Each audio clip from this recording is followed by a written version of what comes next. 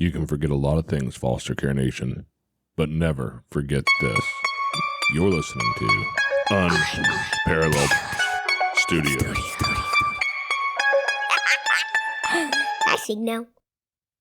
Foster Care Nation, listen up. This is Foster Care and Unparalleled Journey. strength for the powerless, courage for the fearful, hope and healing for wounded hearts.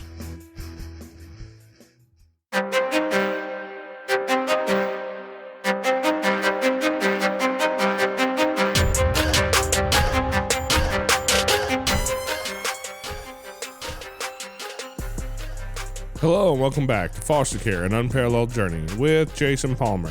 And today, ladies and gentlemen, I bring a guest to you who is an author and a former, or not former, but fellow foster parent, somebody who knows this crazy life that we live.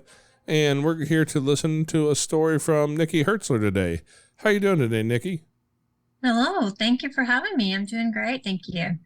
Hey, we're glad to have you on here. Anytime somebody's willing to come on and tell a story, we are super appreciative because it's hard to do if there's nobody else to tell stories, because I've only got so many stories I'm allowed to tell. We do have to be careful with our confidentiality in those stories, yes. Oh, yeah. People have heard lots of stories about kids with different names, and I can tell you all the stories you've heard from Carl. If you've anybody who's heard like Carl's story or anything, Carl was a baby who really affected us a lot, and I promise you, his name is not Carl. That's his name in our house. But nobody else knows his real name besides my wife and I, and maybe a couple of my kids might remember his birth name, but that's about it. So yeah, we have to be really careful about confidentiality stuff, and so yeah, we're always looking for people. So if anybody does have a story, would like to talk about foster care or adoption or their journey, or some professionals who help kids on this journey. If you're looking for a place to tell some of your stories or discuss some of these things, we'd be super appreciative if you reach out and let us know you have something to say. And it's at the end of the episode every time, but the email address is jason@fostercarenation.com. If somebody does have something you'd like to say, or I don't ever advertise it, and I haven't for a long time, so nobody's used it, but we also have a phone number, and it is 413-FOSTER-3. It's a Google Voice number. I will not always have that turned on, so you can call and just leave a message on that. And if something you need me to call you back on, I can call you back, or we can just leave me a message and we'll discuss it further. So that whole little advertisement piece out of the way right there. How you doing today, Nikki? I'm curious. We talked a little bit before this, but we really didn't dive into this. How did you get into foster care? What led you in that path? My husband and I have 3 biological children, and they're older now. They're all adults. But when my youngest son was about to graduate high school, we had another year before he graduated. And my husband, I think, was just kind of lamenting that fact. And just all of a sudden, out of the blue, he said, let's not be empty nesters. Let's foster. And that was a surprise because we had never even really talked about that. It just was, we had a friend who had adopted just recently from Uganda, and we knew another family at church that was fostering, but really that was just very much surprising to me. And I said, well, I had grown up thinking maybe I would foster or adopt, but then when we got married, we had our own, and that just went by the wayside. But I was ready to do it too. Yes.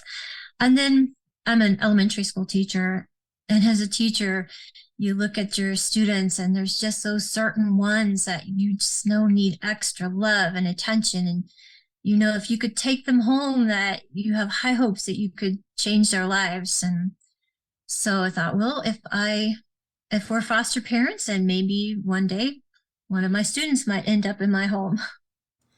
Oh my. So not empty nesters. We keep our house full. I'm glad I'm not the only one with that story. Yeah. As far as that, yeah.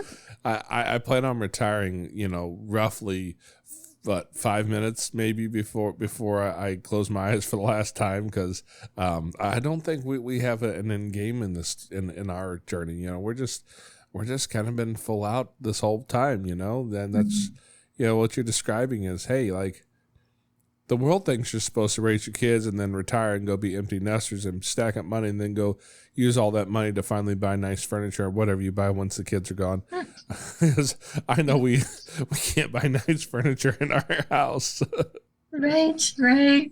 Yeah, especially with boys, because they're like wild animals. I know what they base a Tasmanian devil off of. It was there was an yes. Our couch. We learned that leather or pleather is best. Don't have those fabric couches because we have to mop up all the baby spit up and yes, etc. Yeah. So yeah. That's what most people's idea is that we're gonna get to a certain point where you kick the kids out. And we're gonna go live that wonderful life, and baby girl's foster journey is scheduled to end soon, within a month or so, and is the hearing for that. And if that's the case, I think the math says I will be almost 64 when she graduates high school. Yes. So I'm going to be the dawdling old man who they're like, no, sir, the grandparents sit over here. That's not too bad. Yes, you're pretty young still. That's awesome that you're not going to just quit. You're just going to keep going. Love it. Yeah, at some point we're going to have to stop like keeping kids because I don't know how many years God's going to give me on this earth, but it's going to run out at some point. That's a one guarantee that I know is that at some point I will be done physically because I won't be breathing any longer and I can't take care of kids at that point. Right.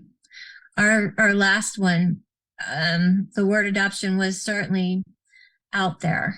And we had to consider, we had her since she was 5 weeks old.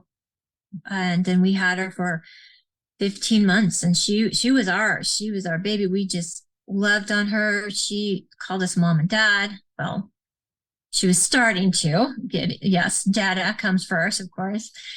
And then I had to fly her to Long Beach, to somewhere else to be adopted by a family member.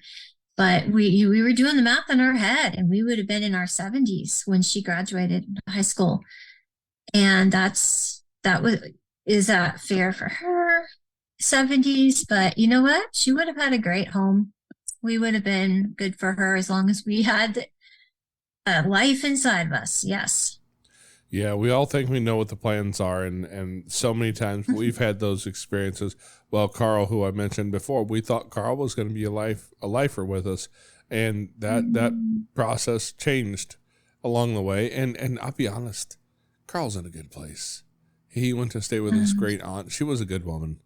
I don't have anything against her. I just she was on a fixed income when Carl was born, and had some storms rip through St. Louis and pulled part of her house off. And then when she gave the construction company some money to fix it, they took her money gladly, and then they left town without fixing it. And so she had to get some things fixed up before they would allow her to have a baby in her house. So it wasn't her fault at all. It wasn't like she didn't want to be involved, but she couldn't. And it took a little while for everything to get taken care of. But once it did, that's where he went. And I think Carl, let's see, I'm looking at the date here. He's probably 10 or 11 years old now, and the things that we've been through over the last 10 or 11 years, like I look at it and think, okay, maybe that was the way it was supposed to go. I don't know. But, I look at that one verse that always comes back to me in those moments that says God works all things together for the good of those that love him, right? All things. That's an awful small word, but an awful big meaning. And so I just have to trust and believe that that's the way it was supposed to be. It's supposed to go that way. And I ran across his great aunt who was raising him a couple years after he went to her house. And I saw her one day in town, and everything was going wonderful at that point. And I don't have any connection with her anywhere, but everything sounded like it was going great for him. And maybe that's the place he's supposed to be. And you were obedient for the time that he needed you to be there for him. Yes, we need to just step up and be obedient and do what we can. Absolutely. And to be honest with you, at that time frame, I think my oldest son, CJ, I think he was 13 or 14 years old. And to have a 13 or 14-year-old boy come home from school and go, "Where's the baby? I want to hold him," is like, it had that kind of profound effect. It was like, it changed my other kids as well, having him around for sure. Yes, they are less focused on themselves, I would hope, and more focused on the kids around them and what the other kids need. Well, they were for a moment, but the teenage years did definitely take over. I know that's definitely a thing in our world. So, but they've gotten, that particular son is 20. What is he? I think he's about to turn 25 this year, and just the end of next month. So yeah, we've been through all the things with him, and he's grown up, and it's terrifying sometimes to think that I remember hitting 25 and thinking I'm a quarter of a century old, and I felt so old, and now my son is a quarter of a century old. Oh, So. So, I know we talked a little bit before this, and I think I mentioned when I was introducing you that you're an author. You have a book out there that's going to be coming available here in the very near future. Let's see that when this one airs, when you guys are listening to this, it should be pretty close to the beginning of May. And so on May 2nd, you have a book that's coming out called Experiences from Real People, Help from a Real God, right? Help, I'm a foster parent. Yep. Experiences from real people, hope from a real God.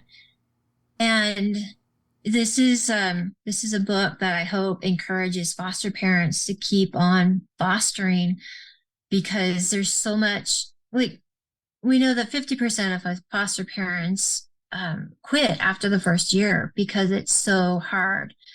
And if we have support, then we can keep on fostering for longer. And so a lot of that support comes from our friends and family. And if they are helping us out, a lot of that support could come from your church. And there's some stories there. In this book, I would want to help encourage people by knowing that you're not alone in the experiences you've been having. Foster care, each situation is so different, and yet so much the same. Like, the predictability is that it's not predictable. And so this book has 34 chapters, and each chapter addresses a different situation that we face in foster care and sometimes in adoption. And it's each chapter's written by a person in that situation who's been through there, who's survived that situation, trying to give you hope, like, you can get through it. It will pass. This too will pass. And if it's not passing, you can still keep trudging through. There's hope and there's help. And it is a prayer devotional. So there's scripture and a prayer that goes with each chapter. But it's been exciting seeing how it just all came together. There's 15 other authors who wrote chapters, and just finding those other authors throughout the country was remarkable. Like, a friend of a friend, or a friend's daughter's friend, just very remotely. But everybody came together to write. And there's a lot of foster parents who wrote the chapters. There's also one on a caseworker wrote the chapter. How can you support your caseworker and pray for them? And a family court judge wrote one of the chapters. There's when the kids are 17 and they're about to age out of foster care, that's a tricky situation, because what do? You keep them in your family? Do they want to stay in your family? Do they disappear off the edge of the earth? I know a couple that bought apartment buildings special. It's a little complex here in the city. They bought it special so that they could welcome these aging out youth into there, give them really low rent, but also mentor them along the way, because there's a lot of skills, just life skills, that they don't have. And so they can help them navigate how to survive, how to get a job, how to keep house, So a chapter is written by this couple. Then a very poignant chapter written by a woman who wasn't a foster parent. She was a foster child in the Canadian system. And every time I read her chapter, I cry. It's just so, she talks about why are we doing this? What is our purpose? And she writes about how her first experience in the foster system when she was 13, she was taken there by the police car. She's in the back of the police car with her black garbage bag full of her meager belongings. And she was not welcomed into that home. She was not allowed to eat dinner with the family. She was not allowed to play with the children. And she writes about what's your purpose? Think about how those kids are feeling going into a stranger's home, not knowing what's going to happen back at their old home or when they'll see their folks again. Yeah, it's been a remarkable experience. I have met virtually because a lot of these people I've only met through emails. Such wonderful, wonderful foster parents and folks. You know, I don't know if that's going to be a new thing or if it just so happens that I've been brought into something similar myself. But I actually just sent a chapter off to a gal who's putting together a book. I think it's going to be called The Last Hug. But they had put a book together a year and a half or so ago, and it was written by mothers who had lost a child. It was about the grief of child loss. And the biggest piece of feedback she got was, I wish there was something for men like this. And so, again, a friend of a friend of a friend, I think, somebody in one of the groups I'm in knew somebody who knew about it, and that's how I got led to that particular gal. And she asked me to write a chapter for it, and so I have a chapter in that particular book, and you know, it's amazing how these personal stories can affect us so deeply, you know, because most people thankfully have never experienced the grief of child loss or the grief of having been a foster kid ripped from her home and thrown into a house where she wasn't really welcomed. And until you have experienced someone else's trauma to some degree, it is almost impossible to really connect with people. You know, what you see is you see people who get online, and we get in these Facebook groups and we talk about how Trump or Biden or Obama or Bush or whatever political stripe you love is going to save the world and the other one's going to ruin it. And we have this, you know, here's my age, because I think this is old, like internet forum language, but you have these flame wars that start online about how everybody else is the devil and the person that you support is going to save us all. And you need to just realize that and accept that fact that they have the right answer and you're wrong. And man, the truth is if we sit down and discuss real life and tell real stories, and we do it in a way where we can show one another understanding and love, then we can come together and work together to make the world better. Because I don't know what your political beliefs are. They're probably different than mine somewhere along the way. But I bet if we were to sit and discuss them, we could still get along. We don't have to hate each other just because we might differ on one thing. Everyone has a story. Everyone has a past. Yes, part of experiencing life together. Yeah. Yeah, we do. We all experience so many things, and until we can begin to communicate those stories in an open and honest fashion and be vulnerable with one another, it's hard to come together and live together as opposed to living against your neighbor all the time. And in this internet world, your neighbor is what the other 6.5 trillion people in the world. Your digital neighbors are all trying to fight against you for some reason, and it causes strife, and there's nothing but problems that arise out of that. And so I will challenge you to find anything controversial on my social media, because I just don't post it. I don't need to fight with you online, because I'm not going to convince you that you're wrong and I'm right, and vice versa. You're not going to convince me, and that's okay. We don't need to.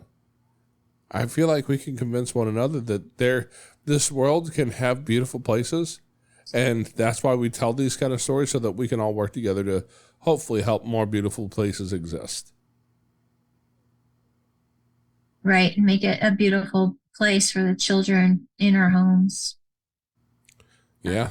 And a better place for us, because I will tell you that as I have grown over the years, as I have experienced these kids who come through our house, I have learned so much. What I have gained from these children can never be paid back. Wow. Yes.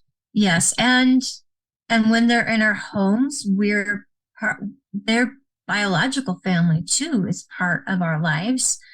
And I've learned so much from that. And just these people are hurting. They're hurting because their children have been taken away. They're hurting for the reasons why their children were taken away. And they have feelings too. They have the love for that child. They have a story. They have pain.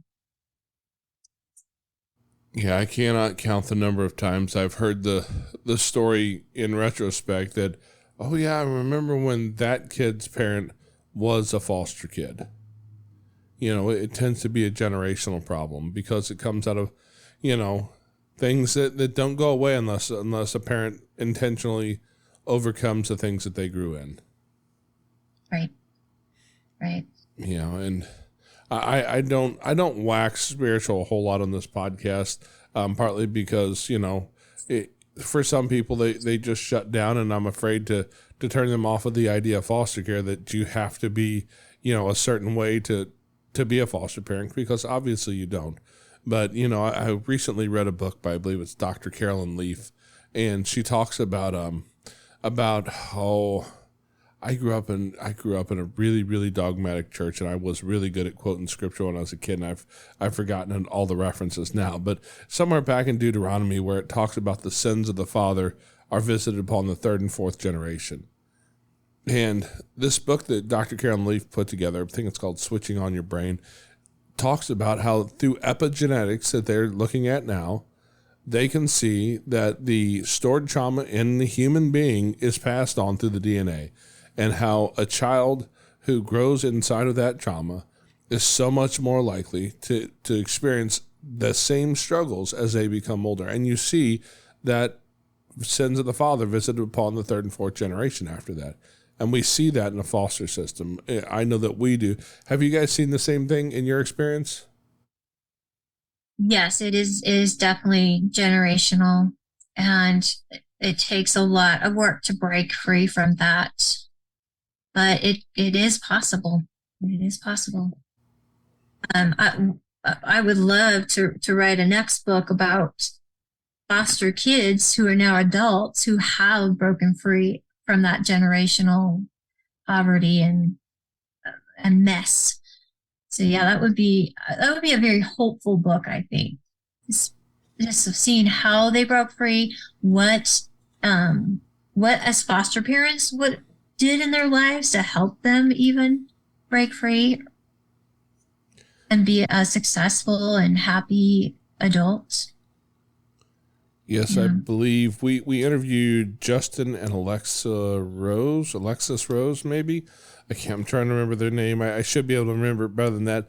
I've been kind of following their journey through their, you know, I think they run Rose Empowerment Group or something like that, and they're working, I believe, with kids in general. I don't know if it's specifically foster kids, but we talked with Justin about his experience, and he grew up in abject poverty in Detroit, and he talks about some of the, you know, the world that most of us don't realize exists. You know, he grew up living with his family in vacant homes in Detroit, Michigan. That was, you know, power was not a thing that happened in most of those homes.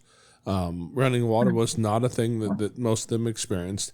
And so he talked about living through that, and his wife as well grew up in a home that was very abusive, physically, mentally, sexually abusive, and they have come out of that. Two young foster kids who met at I think it was a church retreat or something, and ended up married. And today they're working to end those problems.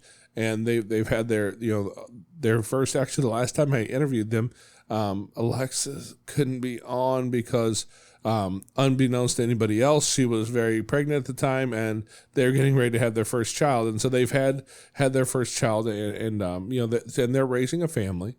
both of them breaking that generational curse, deciding that they're going to be the thing that they wanted to create so that they didn't have to carry that curse on. So it's amazing when you see somebody who not only just overcomes the problems, but then decides to become a source of the solution for the next generation. That is amazing. And studies show that it takes just one nurturing adult to make that change, to be that change, to be that help to boost them out. One nurturing adult in their lives. And maybe that's a foster parent, maybe that's a teacher, maybe that's the counselor. Yeah, maybe that's somebody listening in right now, because, I'll be real honest. In our journey, I remember, do you remember Dr. Dobson? He used to be on the radio a lot. Okay, so Dr. James Dobson was talking on a radio program one day, and me and religion didn't always have a healthy relationship because I grew up in an unhealthy place. And I heard him talking about how there was somewhere around the neighborhood of, I think there's about 500,000 kids in need of a home right now today. And his response was, if one family out of every third church in America decided to adopt one kid, the system would be empty tomorrow. And I remember thinking, yeah, it's all you church people, I'm talking to the folks I grew up with, all you church people are so high and mighty, and, you think you're so good, and you're the only ones going to heaven, and look at this problem you're just ignoring. And somewhere in the back of my mind, and I'm not going to blame God for the voice exactly, because it came through in my own tone of voice at the moment. All I heard was that, they talk about that still small voice. It wasn't a still small voice at all. It was a loud voice that said, "What are you doing, asshole?" And I was like, oh, that's a good point. Right? And so that one caring human could be you or me or any one of a few million people in this country who have the ability to reach out and help a kid. And those statistics are still very similar. There's over 400,000 youth in foster care right now in the U.S., somewhere between 400 and 450,000, and there's over 300,000 churches. So yes, of course, there will always be more kids coming into the system, so there will always be more need. But yeah, so my church is partnering. And I'm part of that ministry with a ministry called Foster the City, and it's just starting here on the West Coast, and it's expanding though. And Foster the City is coming into churches, training churches, and what the purpose is to keep foster parents fostering, because it's so hard. We need support, and so their goal is to surround a foster family with at least 4 support friends. So everybody can't foster, but everybody could do something to help. And so these 4 foster friends would commit to twice a month doing something for the foster family that they're committed to. And, a commitment of 9 months to a year. And that would be like maybe just one tangible thing a month and one emotional or spiritual support a month. The tangible things are so varied.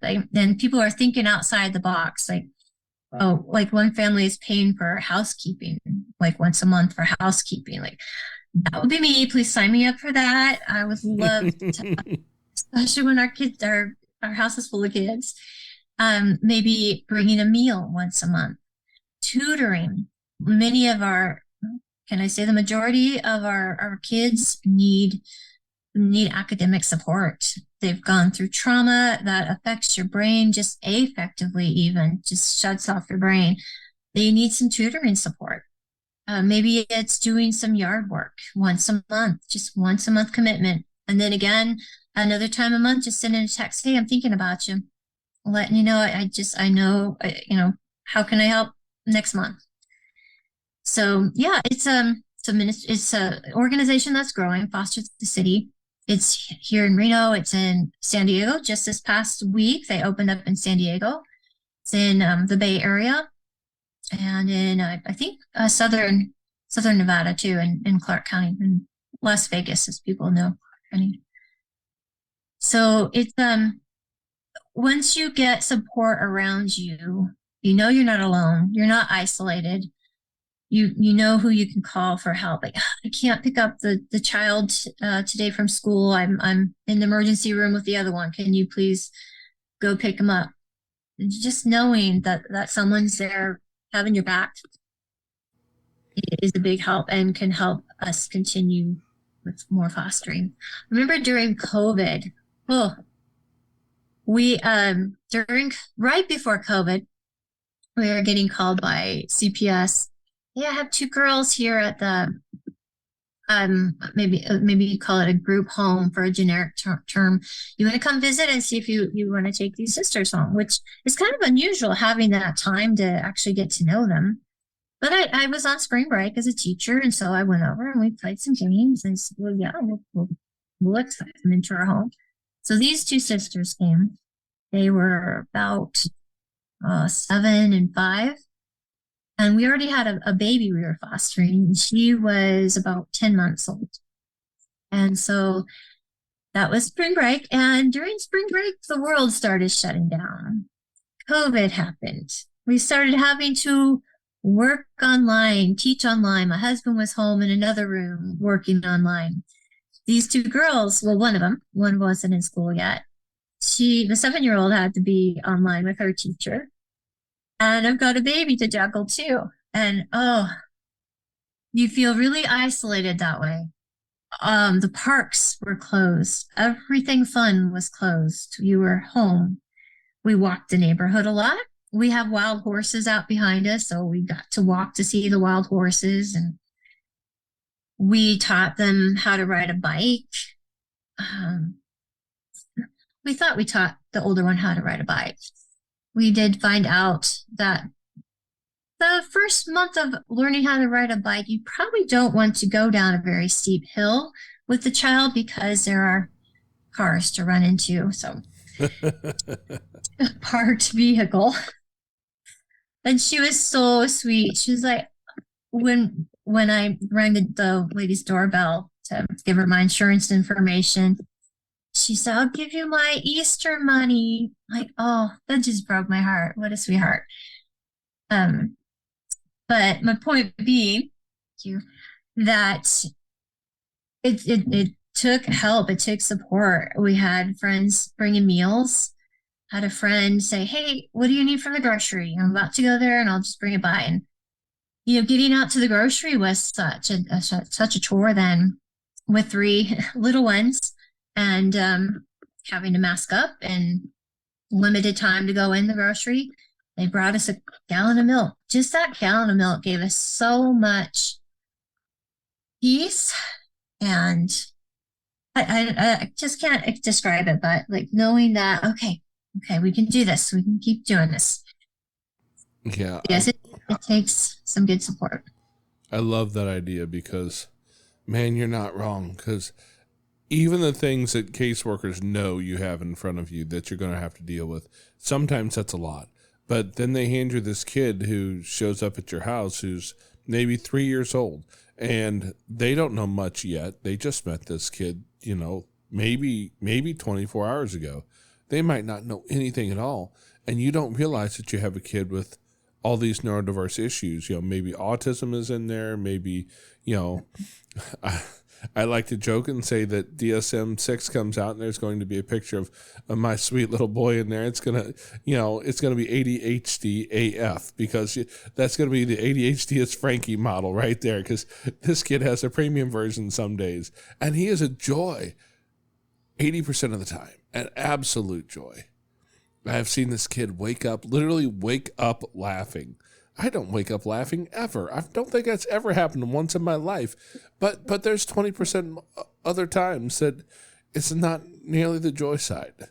And it's a challenge. And you got to walk through these things. Or kids who come to you with reactive attachment or whatever it is, you're going to have other things to deal with. And that's a big tax on your time and your energy and your emotional energy.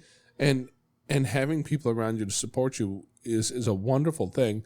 And I will say that that's one place where I think we lack in our area. We have very, very limited support here, and it's not because we tried to reach out and nobody will. Because quite frankly, we're like your standard people. Oh, we're fine. It's the F and G lies, How is everything going? Fine and good. Fine and good. That's how, we're fine. We're good. Well, truthfully speaking, we're struggling our pants off over here, just trying to survive to the end of the day. And we don't reach out for a lot of help. And there's not always a lot of help. Just one day this last week, I forget what all was going on. We had several things going on, but if all of our mechanics happen properly, we get to this appointment, we get it all laid out. And then my wife woke up on one day this last week feeling really bad. And she commenced to being sick to her stomach and basically being sick to her stomach and vomiting every 5 minutes for about 36 hours. So yeah, we missed some stuff because my son had a football practice. My 9-year-old, he was really upset that he couldn't go to football practice, but we had no one to get him there. There's just no way. Look, we've got this many people. We have 2 people and 2 cars, and we can do what we can do.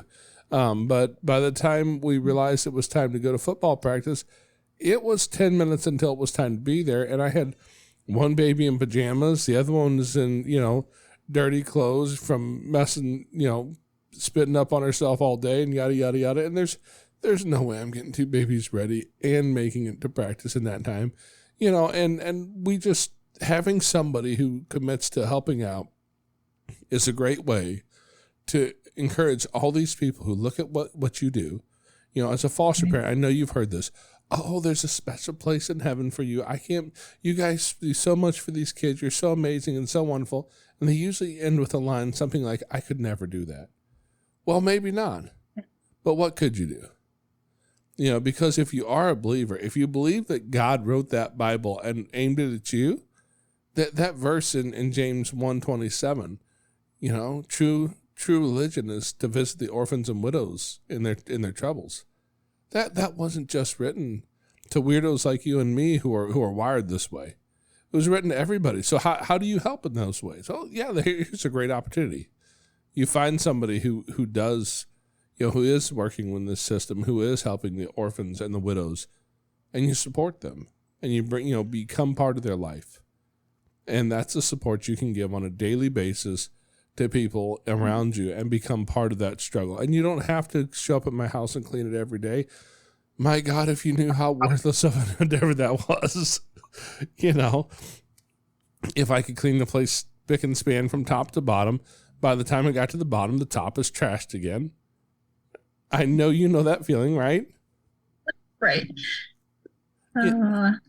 But just having some support with all the difficulties, especially because so many of the kids we bring in are neurodiverse. And as a teacher, I assume you probably have experienced a good amount of that. It has been increasing through the years. Yes. Yes. You just want to hug on them and, take away their pain. And I'm curious, I don't know if the instances of neurodiversity are increasing that much, or if we're just seeing it and labeling it and acknowledging it and trying to do something about it because we have better knowledge now. I don't know which one of those is the case, but yeah, I'd be curious. Our first placement was 2 little sisters, one 15-month-old and then an 8-year-old. And okay, we're in this. My husband and I, we're together, we're doing this. And then that first week, I got sick. I never get sick. I'm a teacher. I've built up immunities, but I got sick. The baby got sick. She's clingy. She won't even let me put her in the high chair. She just wants to be held. And we're just miserable together. And, somebody had asked, can I start a meal train for you? Oh, no, we're fine. Well, she did anyways. And that was so wonderful. And then I'm just feeling so bad. And my husband's dealing with the older one. And I had to call a friend, could you please pick us up this over-the-counter medicine? And they did, and came over and played with the baby and just let me rest a minute. And it's a lot of support.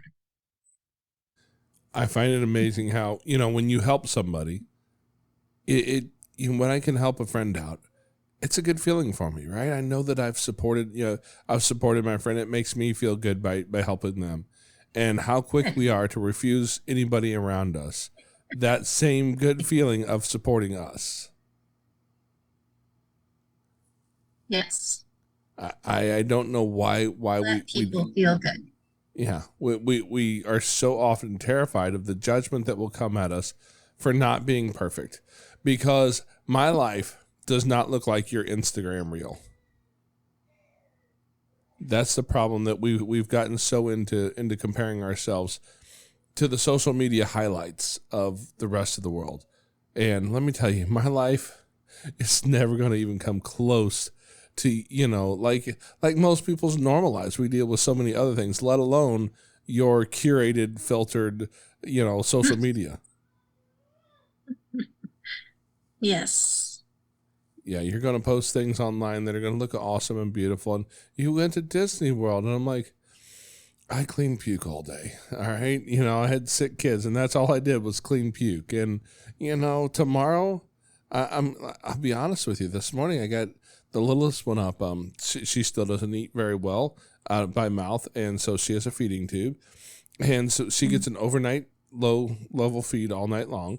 And so when you put food into the stomach all night long, the body processes that. And so in the morning, you get the after effects to take care of. And this morning, I almost didn't make it to church this morning because I got her up, and again, this was one of those mornings where my wife was taking my son to something and one girl, and I took the other son and one of the girls with me. But when I got her up, I mean, if you've ever had one of those like amazing diapers that you went, how did you do like that? It was on that level. Like it was out the front, the back, the sides, everywhere. It was a whole lot, right? Mm. But that's what I'm busy dealing with most days. And if I compare that life with what people put on, show themselves out there on Instagram, riding around and sitting by Lamborghinis and fancy stuff and flashing big money and filtered pictures and showing how awesome you look, and I'm like, yeah, no, I spent 10 minutes cleaning poop off a baby. I don't care about your Instagram post, right? But we have to get to that point where we're just open and honest with one another about what a life really is. Right. And when we're open to that, we're opening ourselves up for a lot of heartache, but such rewarding feelings too. Like we're actually making a difference in the lives of these children and in the lives of their biological families too. Hopefully. That's the goal anyway. Now I know in our experience, most of the kids we've had come to our house are very young, and most of the situations involve people who are struggling with a lot of addiction. I would assume that in Nevada you have the same addiction issues as we have in the St. Louis area. But we have not had many instances where we had any connection at all with bio parents. Not just because we said no, but, well, I'll be honest, the two babies we have with us right now, their moms have, neither one of them, two separate moms, two separate families entirely. Neither mom has contacted Children's Division once to see if their baby's alive, let alone, doing well. So we've had very little contact with bio family. How has that been for you? Have you guys had a chance to connect with bio family and even support them maybe? Wow. Yes, actually. And most of ours we have. Our last one, they moved out of state, so we had phone contact for a while, and that petered off. But most of the time, we have family visits twice a week at least, and extra ones too. The first little sister set we got, the day after we got them, we had to have a meeting with the biological family. And so this little tiny room, so we're in there, me and the two little girls, our caseworker, the former caseworker, then the mom, the dad, the grandma, the older aunt who takes care of them a bit, the younger aunt who lives with the mom and dad, the dad's their half brother, the dad's son by another relationship was there. And then in walks the two brothers who had been taken, and they were going to have another foster family. So those two foster people were there too. And then in walks on her little cane, great grandma. Everyone's in this first meeting about what's going to happen to these two little girls. So it was then that it struck me that we're just not fostering the children. We're here for the biological family too. There was like 26 people in that little tiny room. So that was a remark. We actually got written up in the newsletter about that. That was so remarkable. It's not usually like that, but usually the parents are very concerned about getting them back. May or may not be doing what they're supposed to be doing, but yes. It's funny you mentioned that. I just recently got a Facebook message that says, "Hi, I'm so and so." As I'm sure you know, I'm this kid's great grandmother. And I'm like, nope, didn't know that at all. Didn't know who you were. And I've actually had a flurry of of messages from family members. And so far, they've all been very supportive and, you know, hey, not trying to cause your family any problems, you know, just want to reach out and we appreciate you guys, you know, taking care of our family member, blah, blah, blah. And so, Nice. so far, everything has been very, very cordial and appropriate. And I feel bad because I haven't had a chance to really respond much at all with them yet because life is crazy and we're in the middle of too many things right now. But hopefully at some point, because this is a family, well, my little guy who Frankie, who I joke is about his ADHD, his 180 mile an hour mindset. You know, it's his biological sister's youngest one we have with us right now. And Frankie's fully adopted into our family. And baby girl looks like it may go that way as well. But, you know, there's an entire family out there that we have yet to really have the opportunity to meet. And they don't live real close. They live within an hour of us, it seems. So, you know, there may be some family connections we can make there and create, you know, a bit more of a support network for these kids as they get older. And to be able to, you know, let them grow up around people who know their family's backstory. And that's such an important thing I find with kids is knowing where they come from. I don't know why we're wired to want to know that, but we are. Yes. Yes, and that's one thing that made it easier to send our little 16-month-old off is that she's with her sister. She'll have at least some contact with family. Yeah. That's why baby girl is with us right now, because baby girl is here with her biological brother. And to take a kid who does have a significant ADHD mindset and watch this kid who normally is all but bouncing off the ceiling to when we brought her home the first time from the hospital, to watch him just absolutely stop and melt for 30 seconds over this little girl. Like he stopped and just melted over her. And I don't know if I've ever seen Frankie spend 30 seconds focusing on something that impacted him that much in his whole life. And it's like, hey, this really matters. And to this day, Frankie just turned 8. And so he will oftentimes stop what he's doing. And if you've ever met an 8-year-old boy, you know that they like to eat, right? And to watch him stop and go over and check on his sister and, hey, can I give her some of those? And it's like, no, buddy, she doesn't have teeth yet. She can't have that. Or maybe she can. And he's trying to help feed her and watch him actually care for another human being with so much tenderness that young boys don't tend to have because, you know, we train it out of them, unfortunately, in our culture a lot of times. But to watch him just fall apart over this little girl, it's so healthy. And I love to see that. And so as they grow together, it's, we're super happy that we've been able to keep some family connection there between those two, and potentially on through the future, some more connection with his biological family and hers, so that they can know where they come from and have that peace resolved in their heart. That's awesome. Yeah, that's beautiful. That's why we do the things that we do, right? Absolutely. Yes. And talking about the biological family, we have some friends here, and actually they wrote a chapter in the book, Help I'm a Foster Parent, that they're not just fostering the 2 little girls. They have invited the mom into their house for holidays. They have the mom over at least once a week in their house because they're teaching her parenting skills. And they want her to have more time with her 2 daughters, but they're also teaching her how to care for the daughters because she did not know. So they have the two girls went back to live with the mom. They were reunited, but they still have the girls and the mom in their home many times a month. So they're still supporting this whole family. That's beautiful because, most of the kids that we've had have been very young kids. And let's be honest, if your kid was in foster care when they were a baby, you may not want to tell them that story years later if you're not comfortable showing that side of your history to your kids. And so oftentimes, we're not welcome to be in these kids' lives in the long run.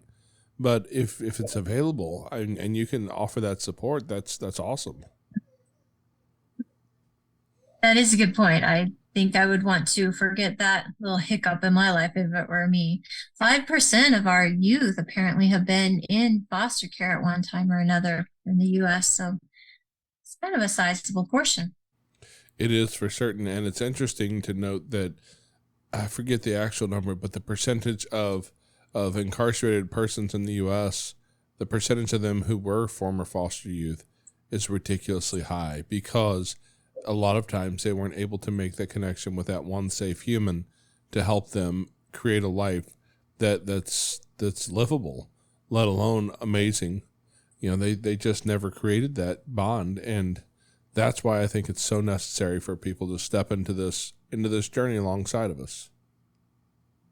Yeah, it's like a fifth of the current prison population were former foster children, and 50% of the homeless. However, they were doing a study, whoever they are, also discovered that if they hadn't been put in foster care, then there would have been a higher percentage in prison. Is based on their home situation. So foster parents are making a difference. Absolutely. We make them the biggest difference we can make, but we would be so much more effective if we had more people join us on this journey of craziness in life here that we have. And as hard as it is, it's still worth it. Yes. Exactly. It's been the hardest thing that Jeff and I have done, and it's been one of the most rewarding things. Absolutely. It's amazing how the hard things are usually the right things to do. Get out of your comfort zone. Exactly. Well, thank you so much for giving us some of your time today, Nikki, and allowing us to share your story, because hopefully, people can hear this and hear the passion in your voice and understand how worth it this really is. And they're willing to join us, or at least look into joining us on this journey. Or at least being a support friend. Yes. Thank you very much. This has been very interesting talking with you. Okay, Foster Care Nation. Thank you for listening to Nikki's story. Now take her knowledge and wisdom to heart so you can create love and healing in your family and community. Be sure to come back next week. We have new episodes every Tuesday. If you would like to share your story as a guest, you can reach us at jason@fostercarenation.com. You can contact with other like-minded people on Facebook at facebook.com/groups/fostercareuj. And don't forget, we have a Patreon account where you can support our mission for as little as $5 a month. It's at patreon.com/fostercarenation. The links to everything are in the show notes in your podcast player or at fostercarenation.com. And as always, You are so super awesome. I think you guys are cool. Yeah. Thank you for listening. Thanks. Unparalleled Studios.